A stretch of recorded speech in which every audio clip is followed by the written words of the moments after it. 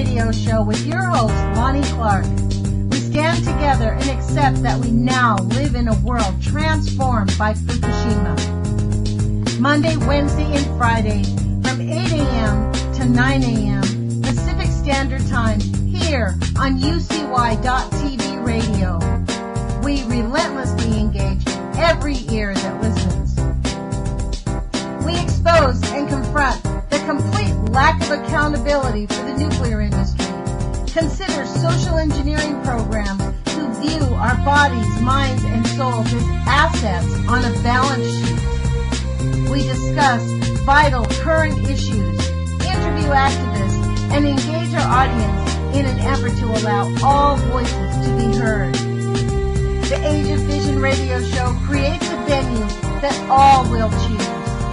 We encourage our listeners to reclaim their power and their courage to take action and save our planet from the ravages of greed and indifference.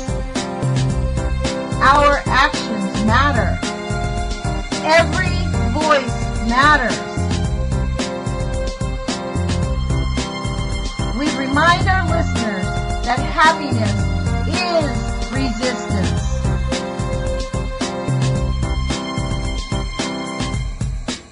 Love is greater than fear.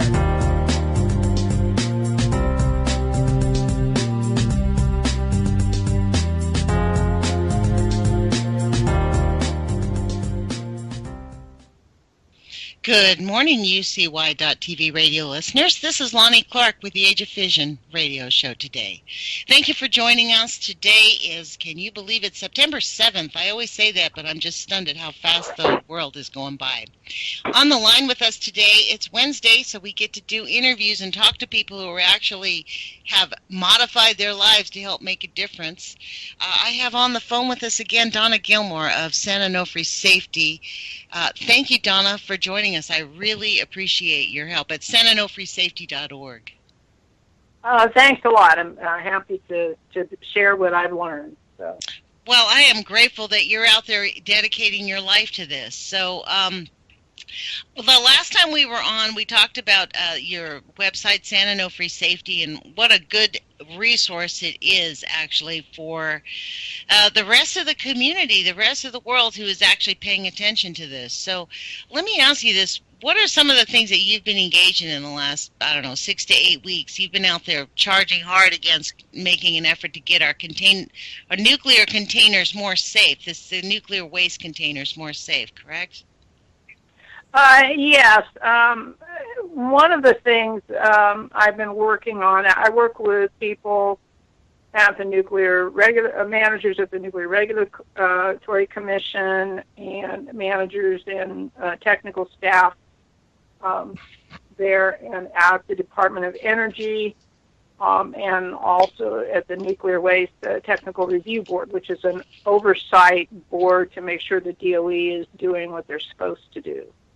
And I brought up this issue that none of them, the NRC knew about it, but the Nuclear Waste Technical Review Board didn't seem to know about it, and the DOE, at least at the high management levels, didn't seem to know about it. And let me just explain what the issue is.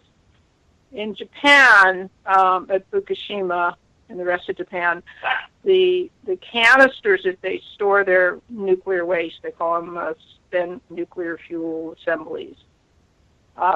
This is the fuel once it comes out of the reactor after it's been burned for energy. It's called spent fuel, even though the process of nuclear reactors is to take uranium that's somewhat reactive and make it super reactive, super dangerous, highly reactive with it becomes so irradiated that we have to keep it away from humankind basically forever as far as we're concerned. It took up such a long life and it's a toxic. Anyway, so the industry's trying to find a way to store this waste and they haven't come up with a good solution yet. In Japan, Germany, France, most other parts of the world, they've come up with a better storage container than what we're using in the United States. They use thick casts that are 10 to almost 20 inches thick metal. They have bolted lids on them. In the U.S., we use thin metal, thin stainless steel canisters. Most of them are only a half-inch thick. Now that's compared to the 10 to almost 20-inch thick in Europe. And the NRC knows that the stainless steel can crack, and once a crack starts in stainless steel, it can continue to grow through the wall of the container, unabated, uninspected. And the NRC and the nuclear industry, they have no plan. They have no solution today on how to deal with this problem. So we in the United States, we have canisters that cannot be inspected, maintained, repaired, or adequately monitored, and no approved plan to deal with it. These things start leaking, how to deal with it. And each canister contains about a Chernobyl's worth of radiation, cesium-137. So that's the situation in the United States. Now, I recently learned from Japan that after they had the tsunami and the earthquake, they wanted to open up one of their thick casts to see if anything was going wrong inside. We can't do that because the thin U.S. ones are welded shut. So we have no clue what's going on inside. So they opened them up at Fukushima. They learned that these aluminum metal baskets that keep the fuel assembly separated from each other, because if they crash on each other, you can have a nuclear reaction. It can go critical. So they determined these were not going to hold up for 60 years. And so they have banned the use of those in Japan. You can no longer use aluminum alloys for the metal baskets that hold these fuel assemblies. And so how many do they have? Excuse me, if you don't mind me asking. How many? Do they have? They don't. I don't recall the number off the top of my head. They had, I think it was 10 plus or minus a few at Fukushima. Okay. So, we have much more. We've got 2,000 thin canisters. Oh my gosh. I think the majority of them have aluminum baskets. They used to use stainless steel baskets. We don't know how those are holding up either.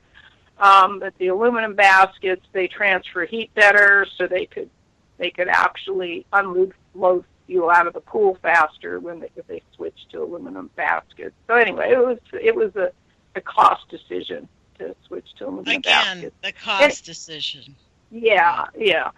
So they all are. If you ever want to know why they do something, that's always the answer. So anyway, when I learned that Japan was banning aluminum alloy baskets, I reached out to the NRC and asked them, well, what's going on in the U.S.? We also have aluminum baskets. And Mark Lombard, the NRC Director of Spent Fuel Management, he manages the group that approves the containers, the aging management plan for storage and transport of all nuclear waste. He said, well, I have to get back to you on that. I haven't heard back from him at all. I asked an employee at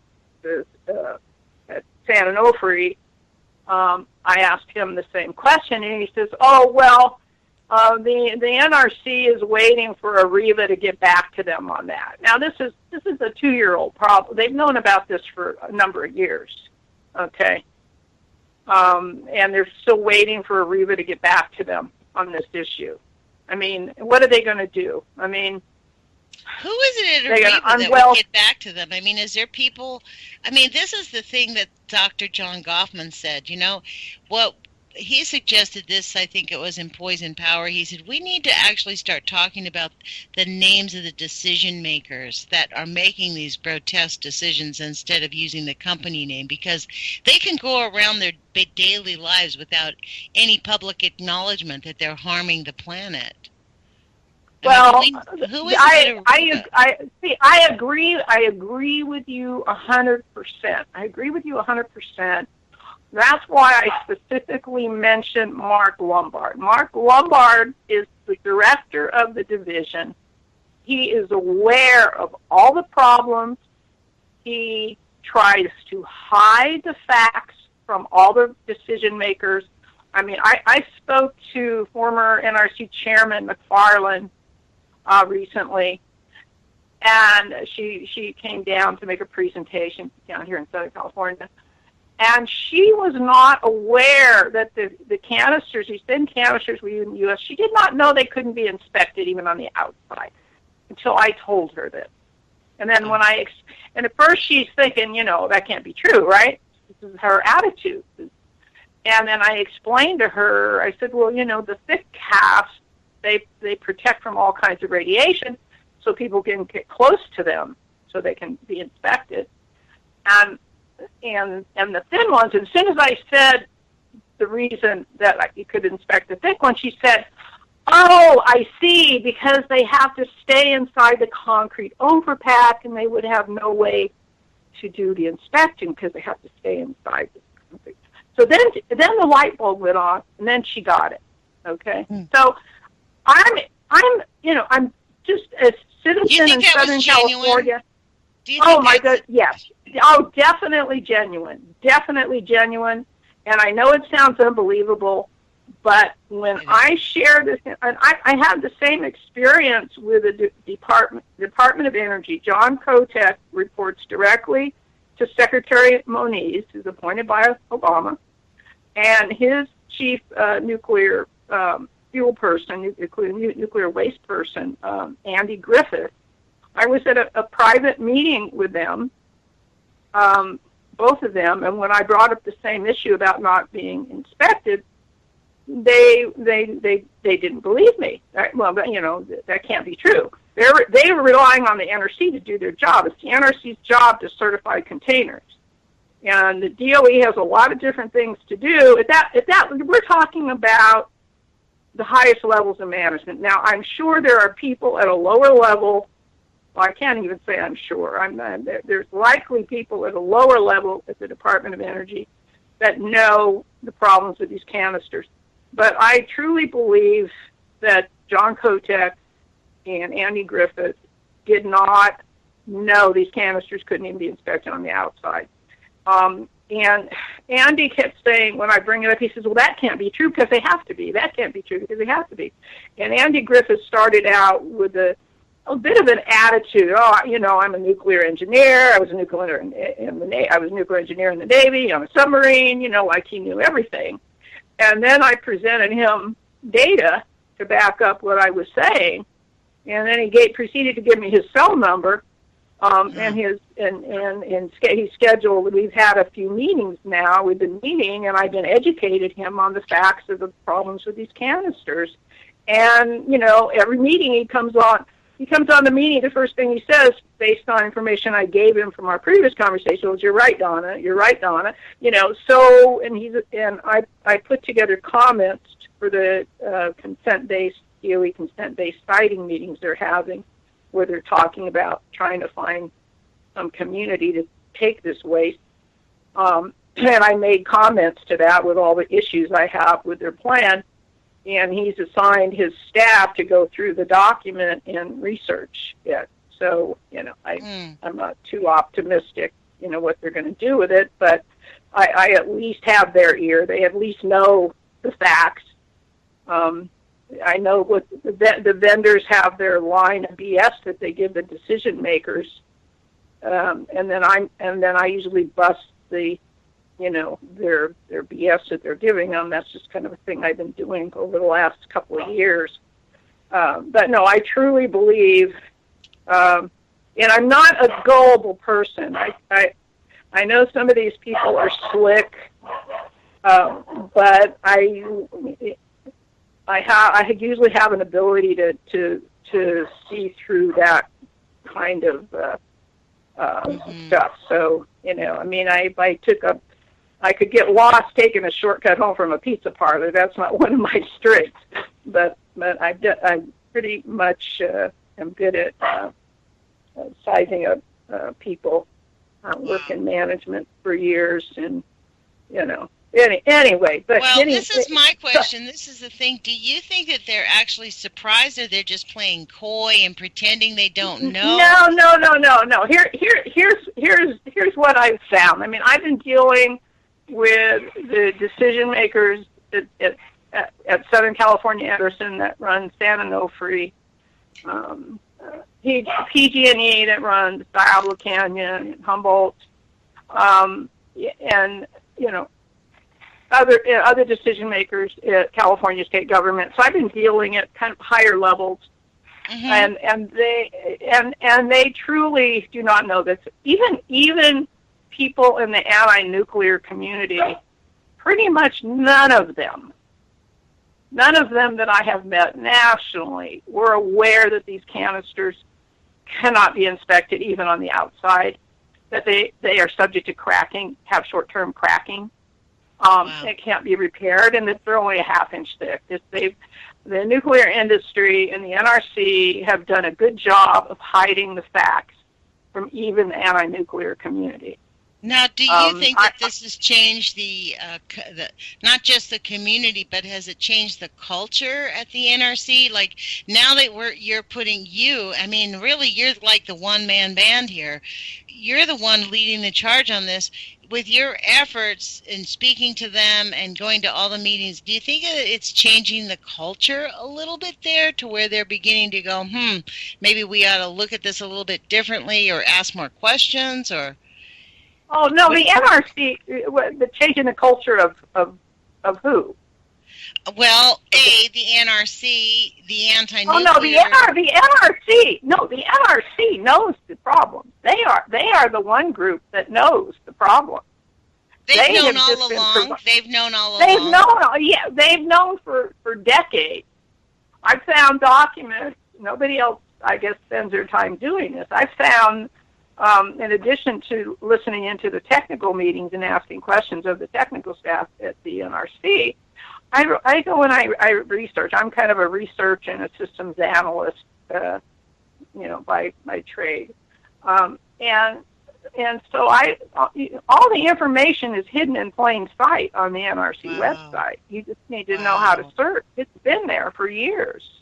So I've had to learn the terminology of the nuclear industry, but once you know the terms, you can find all kinds of stuff. So I remember you said it was Dave, wasn't it Dave Lochbaum from the Union of Concerned Scientists, who told you that the thinner canisters, he considers them safer because they can't be dropped? Is that am I correct? No, well, he, let's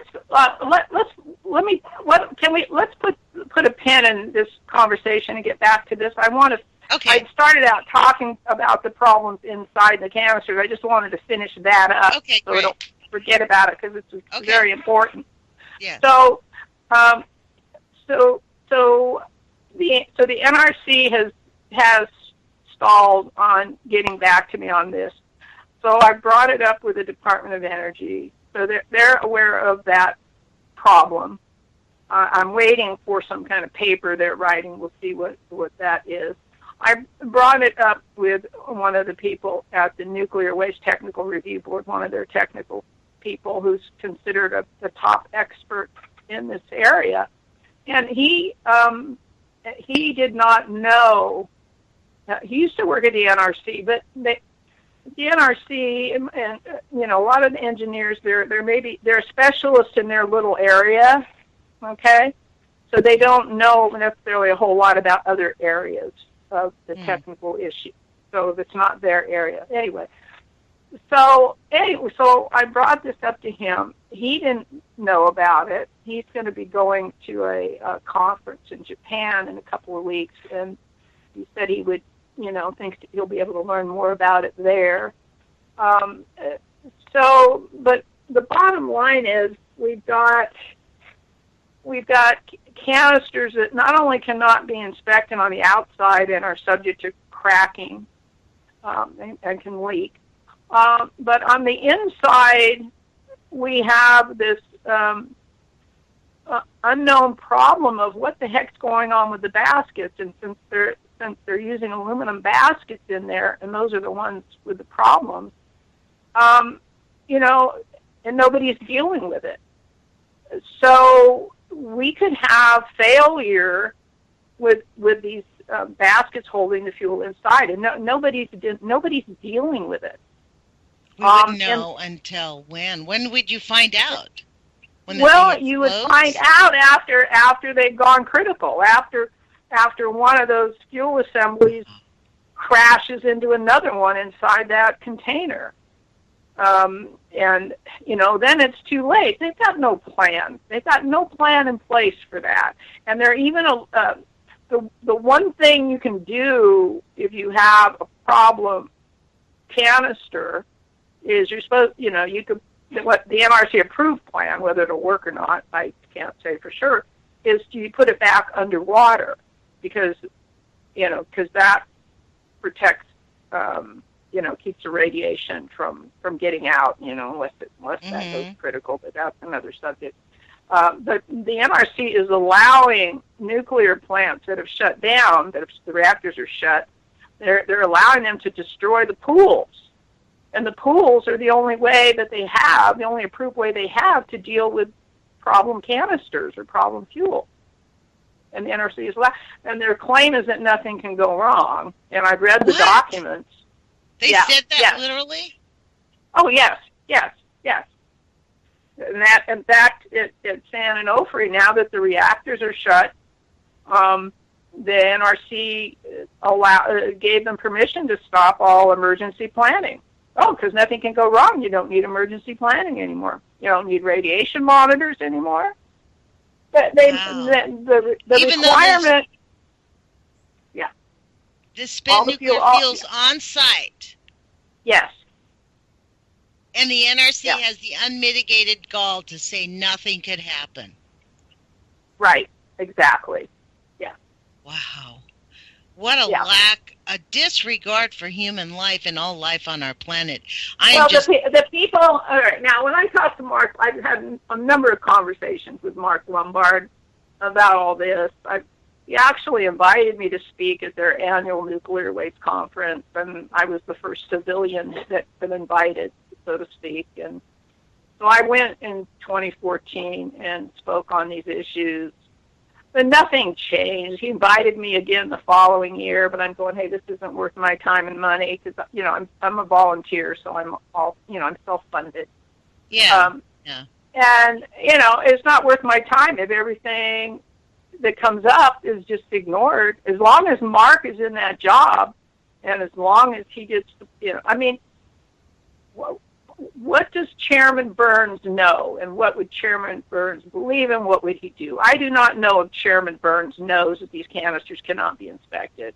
I mean, if the former chairman didn't know, and she claimed to be a nuclear waste expert who was on the Blue Ribbon Commission, Obama's Blue Ribbon Commission for what to do with the nuclear waste, and she's written papers recommending taking the fuel out of the pool, putting it into dry storage. Back in 2003, she was one of the authors of the paper, so she considers herself an expert on nuclear waste, and she truly did not know this, and I could tell from her reaction and what she said afterward that she did not know this. Now, is it going to change her view on things? That that's a whole other issue. But so what I see the commonality with the people in the nuclear industry, whether they're employees or managers or regulators, is I see what the New York Attorney General called unsubstantiated hope. And that's the common theme, you know. Like Mark Lombard said to me, he said, Donna, you know, you worry too much about this. You know, they always figure it out. They always figure out, the nuclear priesthood. There you go. It's the nuclear priesthood. And I mean, he, you know, and I think in his head he believes it. And this is they're just based on hope that nothing goes wrong. There's a quote from someone at TEPCO in Japan that said, you know, we were so arrogant that we were so confident nothing could go wrong, and we were wrong. You know, but there's this level of confidence based on unsubstantiated hope, really, and that's the common thread with all of them. And for 60 years, they've been giving us hope that they'd find a solution as what to do with this waste, and they haven't found one yet. Do you think they're actually trying? Do you think they're making an effort? Do you think they're really spending money trying to figure it out? Yeah, well, this is the, how do I answer this question? Okay, regarding they are spending money, and, directly or indirectly, it's our money, trying to find a way to inspect the outsides of these canisters. Based on what I've learned and speaking to, corrosion engineers, there's no way that the methods that might be available to them are going to be effective enough, even if they can find a way. And then here's the thing, even if they find a crack in a canister, then what are they going to do about it? I asked Mark Lombard at a meeting, I said, well, let's say you figure out a way to find cracks, and we're talking, you have a combination of where it is on the surface, and we're talking microscopic cracks. And I said, okay, and then the other part they have to be able to find is how deep the cracks are, so they know how much time they have before the thing starts leaking. And I said, even if you find a way to do all that, then what? Do you have a way to repair it, or what are you going to do with it? And the answer I got from Mark Lombard is, well, that's one of the challenges we have here at the NRC. And then he starts to laugh. Wow. And what I find, when other people learn about this, like I was at a California Coastal Commission meeting trying to stop the Coastal Commission from approving these Holtec thin canisters. And I managed to get the staff at the Coastal Commission to put in their report to the commissioners the problems with the canisters, because I have the solid evidence to back it up. So I educated them, provided them the evidence. So they put it in their report. They can't even inspect these canisters, etc. And one of the commissioners grilled Mark Lombard, because he showed up for this meeting in California. So can you inspect these canisters? And he hemmed and he hawed and he tried to give her some bureaucratic BS. And she knew better, and she pushed him until he finally admitted, well, it's not a now thing, But wow, she did. But she didn't. We have this on video. I put it on. It's on the homepage of Onofresafety.org, right on the homepage. But she didn't ask the follow-up question. Okay, it's not a now thing. If you figure out how to do it, then what? Then what are you going to do? She didn't go there, and this is the problem. Is even when I get these people in decision-making roles to get that they can't be inspected, they never ask the follow-up question. I was dealing with an investigative reporter this last week, and he had met with Edison, and then he met with me. And he says, oh, well, they're working on some inspection technology. And then I said to him, I go, well, yeah, okay, let's say that they get some technology, they find a way to work, and they find cracks. Then what are they going to do? And he said, oh, I guess I should have asked that. It seems to be, I don't understand this. To me, it's an obvious question, but it doesn't seem to be obvious to all these other people. So well, I think they get paid not to ask questions. I think that's no. This is not. You think they're just completely dense? Yeah. I see this in the anti-nuclear community. They just assume everybody's lying or on the take or whatever. It's not. It's not the case. I'm not saying there's not some of that, but the decision makers are they're ignorant. This reporter truly did not think to ask that follow-up question. I have found reporters that I can educate, and then they get it. But what's happening with the reporters is a lot of stuff ends up on the cutting room floor, so to speak. Mm-hmm. When it gets to the editors, stories get cut. I've heard from, I won't say the name of the reporter, because I called and complained about the story she did, and she said I didn't want to put my name on that. Here's what happened. Edison put pressure, threatened to cut off money. blah blah blah. So the report, even if I get the reporters educated, it gets stopped at a higher level. Now, maybe that's what I need to do, is be talking to the editors. I don't know if that it do any good or not, but so that's kind of the scenario. And I'm just sitting here sort of dumbfounded thinking about this. Like, it's just admitted coercion, or it really is coercion. Like, people write a story and then they are forced, because of these nuclear, the people with the power, literally, not just electricity, but with power, can like subvert a real story. It's just it's fascism, to be frank. This is the biggest challenge, is our corporate media, is how do you get the word out? I mean, the anti-nuclear community can talk in their bubble, but how's the general public going to learn about these things if you can't get it in the press? Where people are going to get their information. So, you try on social media. The nuclear waste issue is a much more challenging one to educate people on. Reactors, it's a more simplistic idea. Okay, you can have a meltdown and it'll be a disaster. That's pretty clean cut in terms of understanding the concept. But nuclear waste, it seems to be more of a challenging one to communicate to people, even in the anti-nuclear community. It takes a while. It usually takes a few go-rounds, before it really sinks in. Yeah, and I agree with you completely, because most people can understand that the power plant emits stuff, but to think about the waste just sitting there, and in fact, that's part of Japan's ongoing growing problem, is the waste is the big, that's the big issue around every single nuclear power plant, isn't it, Donna, is the waste. We really have no answer. They shouldn't even call it a nuclear power plant. They should call it a nuclear poison plant or something. I mean, because the main function of the nuclear plant is to create this highly radioactive, lethal waste that you basically have to be protected from forever. And it makes a whole lot more of that with a longer lifespan than the 30 or so years of energy you get out of it. So they really, their main product of a nuclear plant is to produce poison. Wow.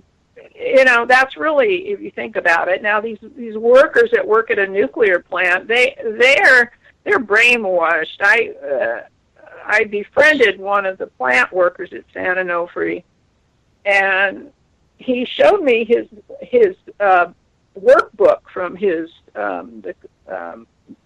He had to take an exam to be an operator at the plant. And he brought in his workbook where it was showing how radiation can be good for you. Wow! It's right in the workbook. So they get propagandized. And then I read the MIT curriculum. You mean they have it online? The people that are working in the nuclear industry are getting fed information that nuclear waste, that it's actually good for you. Radiation is good for you. And in this workbook, operator workbook, part of their education. Yeah, they cited some place in, I forget where it was, Taiwan or something. I forget exactly where it was, where they said in this building the people live longer or something. I mean, it was just crazy. I tried finding a source for that. So it's there. You have to be somewhat gullible, to believe this stuff, because the facts aren't there. And then what I find, like this person, this boy I'm talking about, he's not a dishonest person. He's just very gullible, and he will filter out facts to that don't fit what he wants to believe. So it's just how his brain works, and I see it over and over. This ability to rationalize and filter out things that don't fit what they want to believe. I correlate it to somebody that maybe maybe fallen in love with somebody that's really not good for them, but you can't tell them anything because they just filter out anything that doesn't fit what they want to believe. It's like a bad relationship. Yeah, the more you talk to them, the more they'll defend it, even though they know secretly in their hearts that it's not a good thing. Yeah, it's just it's an emotional relationship, and basically it's an emotional relationship with these people rather than a logical. Well, I've been studying narcissism lately and trying to understand that because it seems to me that our culture is really bombarded with narcissism, and it seems to me that the nuclear industry is extremely narcissistic. I mean, very abusive, very much they buy their own story, they batter anybody who challenges them. It's just incomprehensible that this massive destructive form of energy is just being accepted. I mean, there's even actually, just this week, Pilgrim was closed down. There's no major news going on about the danger, warning people that there might be danger or harm. It's as if there is no harm from nuclear whatsoever. And then when people get cancer or get diabetes or get all the multitude of problems that comes with it, there's never any acquiescence that it might be brought on by exposure to nuclear waste. It's an incomprehensible fact to me, Donna. Well, you've got, but at the higher levels, you got, sociopaths, running this. They don't care about anything but themselves, and so that's another level that you're dealing with. And I've worked for people that have sociopathic tendencies, and the way you succeed with sociopaths is you get the facts, because they lie. They only get by lying. Okay, and so if you can catch them at their lies, get it in writing, solid proof, and give that information to somebody who has authority and power over them, that's how you beat them at that game. That's and they don't want to put things in writing. They don't want to get caught. Right. So hey, what do? We buy corporate media, so now we can hide there because we'll make sure they don't print stories, and and MIT, the MIT curriculum. Oh, nuclear waste is safely stored. That's right in the NRT curriculum. Wow. Now in the Navy, who is heavy into nuclear technology. I spoke with somebody who graduated from the Naval Academy, and I asked him, I said, well, what do they tell you about nuclear waste? Well, they didn't really talk about that. They just want us to come up with new things we can do with nuclear. Wow. So there's no conversation about the waste at all. Do you think it would benefit? Do you think it would benefit, like it might be a benefit, as you said earlier, that you don't believe that these people that are running the NRC are aware of the dangers? Do you think it would be beneficial? Oh, no. Okay. Go ahead. I'm sorry. Go ahead. Certain people at the higher levels. Yeah, that's what level. I mean. But, these conversations are becoming more and more public, but do you think it would benefit if we had, listeners from our radio show to write to these people, to Mr. Burns directly and ask them specific questions, like, what are you going to do about the fact that our waste is contained in half-inch thick containers and we can't inspect them? Well, I had written to Chairman McFarland when she was in office and talked to one of the people that worked directly for her, and then I met with Commissioner Barron, who is a current commissioner on the NRC. This was before they had named the new chairman. I educated him about the issues. He was not aware of the issues. His chief technical person was in the room with me when I met with him, and I had a follow-up conversation with her, and then now she doesn't respond to them. Don't respond to my emails. It's like the communication shut down. So since the new chairman has gotten in there, it's not, just like a waste of time to deal with them on this. They're just so. And then the other thing I learned is, and when McFarland was coming down, when I learned she was coming down here for a presentation, I sent her an email with some of the facts I'm going over, and I'd also sent an email with facts and references to the DOE, to John Kochak, who's running those meetings. He's that high level at the DOE. And what it is they don't believe the information. They think they already know the answer, so they just don't believe or look at it or whatever. So I don't know if writing was going to... They think it's outdated information. Is that really the issue? They think it's no. outdated? I think they just assume it's wrong. And then in my dealings with Andy Griffith, now he understands they can't inspect, and he, they're working on that. And then I provided him information to show where that's not going to matter. And then he says, if they have a leak, they'll just put it inside another container. Okay, and I said, there are no containers approved for that purpose. And the very first nuclear plant that was decommissioned, and they wanted to destroy their pool. They asked the NRC for permission to destroy their pools, and the NRC did a thermal analysis, heat analysis, to determine if they did have a canister that leaked, if they could put it in another container. I think at that point they were talking about a transfer cask, this big metal cask. And they did some calculations and determined it could stay in there for, I forget what it was, about 18 months or something before it would start overheating. And so they said, we'll allow you to destroy the pool, and you can keep the leaking canister inside this thick cask for 18 months, but then you have to do something else with it. And that something else was not specified. But that was the actual, what authorization they gave them to destroy the pool. Well, what did they do after 18 months? Well, this was a hypothetical. This was, okay, if one of these canisters happens to leak, this is the procedure that you have to follow. Fortunately, it never happened, or hasn't happened so far. But that's this Alice in Wonderland nuclear world we're in.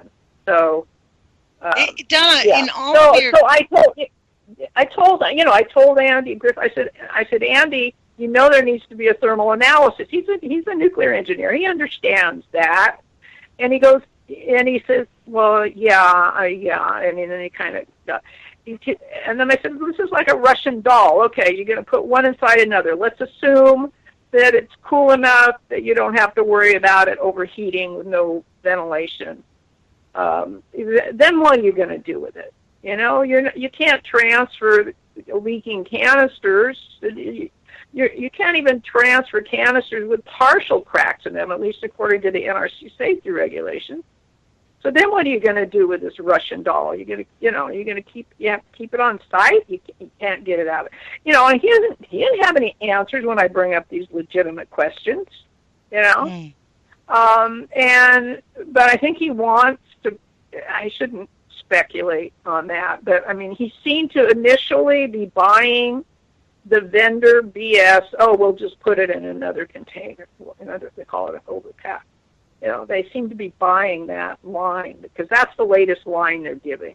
Now, they used to, when I first got involved in the nuclear waste, and Edison had public meetings, and we asked them, what are you going to do if one of these canisters leaks? We're going to have a transportable hot cell. It's a building where they can put it in this building and move the fuel from one container to another.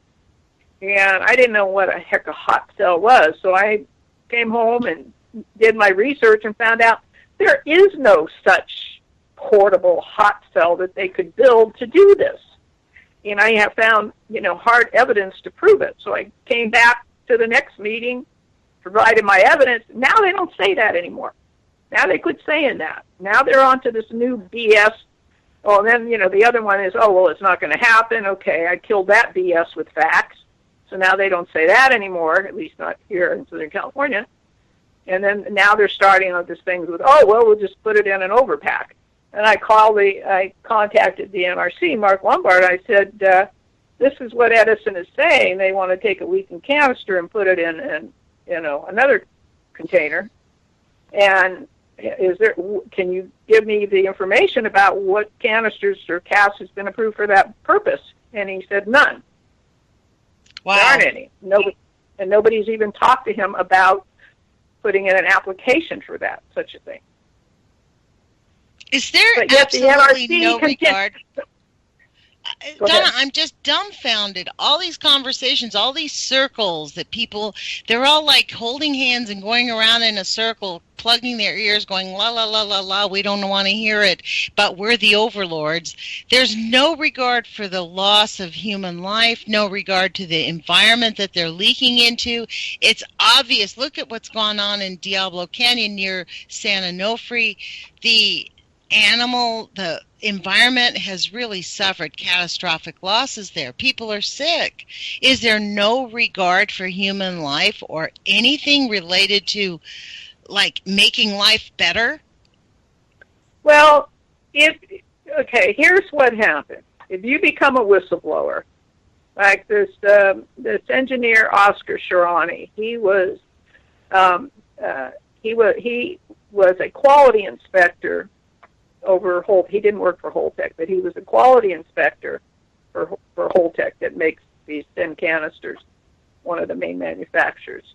And he produced a report saying, these are no better than trash cans. Quality control is so bad, so they're being built. These are no better than trash cans.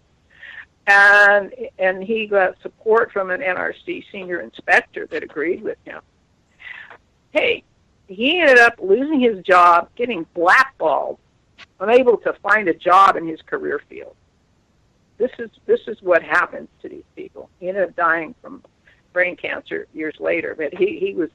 I don't have firsthand knowledge of this, but I was told that Holtec tried to bribe him, but he wouldn't. Offer him a job, let's say, and he wouldn't. He wouldn't do that. He had some. So they find people.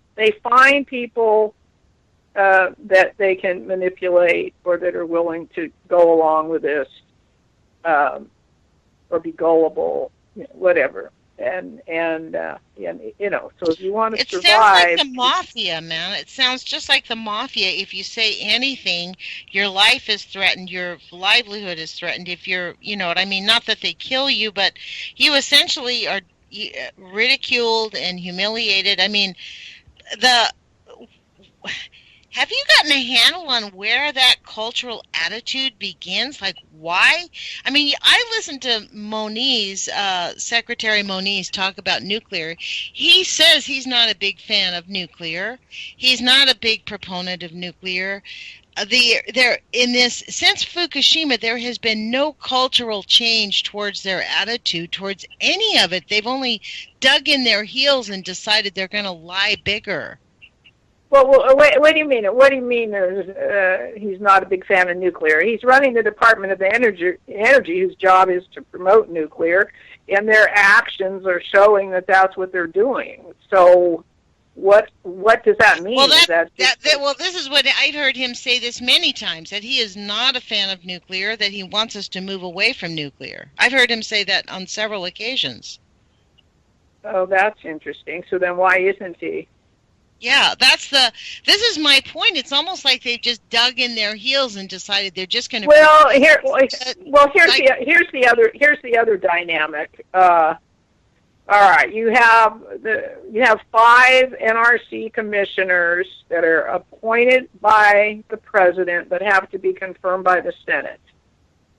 So, even if Obama wanted to appoint 5 safety-conscious commissioners, he couldn't get them confirmed. All right, I mean, it's not possible. So as long as we have a Senate that is pro-nuclear, we're screwed. All right, basically.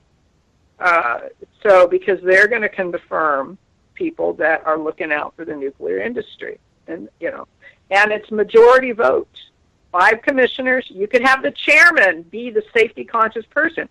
I mean, McFarland was much more safety conscious than the rest. Chairman Yasko. I mean, both of them ended up resigning. All right. So you had somebody that was safety conscious somewhat anyway. And what happened to those 2 chairmen that Obama appointed? They ended up resigning early because of all the heat they took for making safety conscious decisions.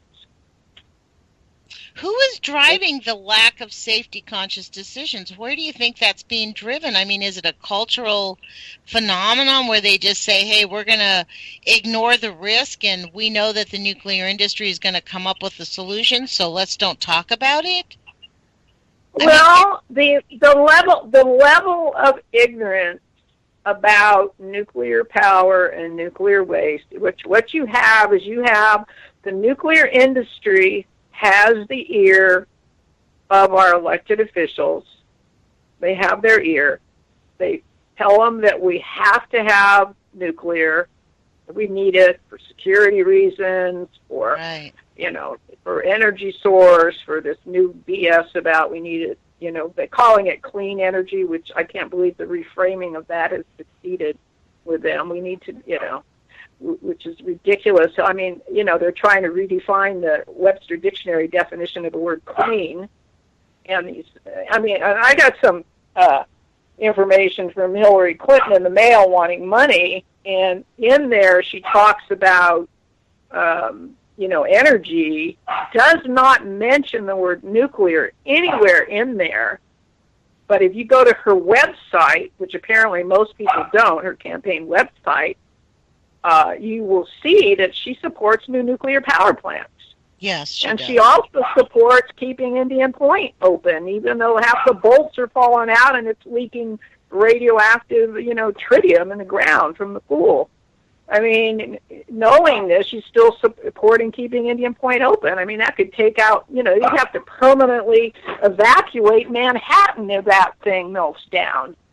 And the reason in the newspaper article was, we don't want people's rates going up. So they've got this myth that people's rates are going to go up, that we need it, it's critical. It's just total BS. They tried that at San Onofre, and I managed to get my hands on Public Utility Company documents that showed we didn't need San Onofre, we don't need Diablo Canyon for power, we don't need it. And so we had evidence, because they had people scared. I was naive at one time about this, and I thought, well, yeah, nuclear's really dangerous, but I guess we don't have a choice. I was buying that propaganda years ago, and most people do if you get, depending on where you get your news. Thank goodness for the internet, we can get better information now. But who's going looking for it? People have busy lives. Oh, precisely. This is the thing. Like I think I told you, I always thought San Onofre was an observatory, right? Most people don't even think about nuclear, and when they hear about it being clean and green and safe, they have no reason to question it. And especially in this climate where every media outlet, every elected official, anybody in public life, anybody who's on a camera acts as if Fukushima has ended, as if it's over, as if they're just dealing with the decommissioning, as quote decommissioning, or they're dealing with the aftermath of a nuclear meltdown. People are dumbfounded when you tell them that it's still ongoing, that it's exponentially worse than it was 6 years ago. I mean, well, I canceled my subscription to the LA. I did after Fukushima. I was looking for stories in the corporate media about it. I wasn't hearing anything, so I subscribed to LA Times, and so I went online and I did a search for Fukushima. I only found a hit on the week that it exploded. That's right. And that's it. They did no other story, so I canceled my subscription. I mean, that's how they do their reporting. I'm not. But that's what I see. But it's they bought our media, so the only thing we have is we still have social media, so we have to make the best of that. We could really use somebody that the media does follow, whether it's a movie star, a musician, or somebody that's not afraid to speak up and take this on, like Elizabeth Taylor took on the AIDS issue. Right, we need a famous person to say, "Hey, we're going to stand up for this and make this an issue." That's actually true, because unless we have a major celebrity stepping out of line, but then again, there you go again with the coercion. If they step out of line, they know their music career, their Hollywood career is going to be effectively over. Well, that's why they have to be. That's why they have to be a big enough star where they don't have to worry about that. Elizabeth Taylor didn't have to worry about that. She wasn't dependent on corporate money for anything at that point. And it wasn't. And taking on the nuclear industry is a whole different thing than AIDS. That's for sure. So I spoke to somebody in Hollywood. They were that told me, well, a lot of these movie stars, musicians, they're dependent on corporate money that funds their movies or their events. So, it could be a career killer for them. Yeah, it definitely is. But this is the thing. It's a planet killer if we don't stop it. I was looking at a little map that showed all the nuclear power plants in Europe. And, because I'm just nonplussed considering the fact that we have no answer for the waste. How many of these nuclear power plants are around the planet, and the fact that they plan on putting more up with complete disregard to what they're doing with the waste. It's, to me, Donna, incomprehensible. They're buying the hope that they'll have a solution for the waste, or buying the BS that they're going to have reactors that I had when I was talking to unsubstantiated hope, like you said earlier. I was talking. Now here's what here's the way to deal with the waste issue, because the propaganda. What's good about talking to the employees or those that have bought the Kool-Aid, the nuclear Kool-Aid, is you find out what the propaganda is. So I would bring up the nuclear waste issues to this San Onofre employee, and he said, "Oh, well, we're going to reprocess that waste and be able to use it again." Okay, reprocessing. And rather than going into all the problems with reprocessing and how it creates more problems and is even harder, without going into all the reasons that we don't even have reprocessing in this country anymore, I just said, okay, well, at the end of reprocessing, you still have nuclear waste left. Then what do you do with that? He didn't have an answer. So the reprocessing propaganda is that's what when somebody brings up reprocessing, rather than going into arguing about the benefits and disadvantages of reprocessing, say, okay, well, you still have waste at the end of that, so how are you going to store that? That's where you stump up. This reprocessing is used as a distraction. Well, Donna, I don't mean to cut you off, but guess what? I just realized we have 20 seconds left. Thank you, Donna Gilmore, for joining us. Go to Donna's website, onofresafety.org. This is Lonnie Clark with the Age of Fission. Thank you for joining us. Put your courage feet on. Take some action. Do some digging. Do your own research. We can change this culture. Thank you for listening. We'll talk with you again. Yeah.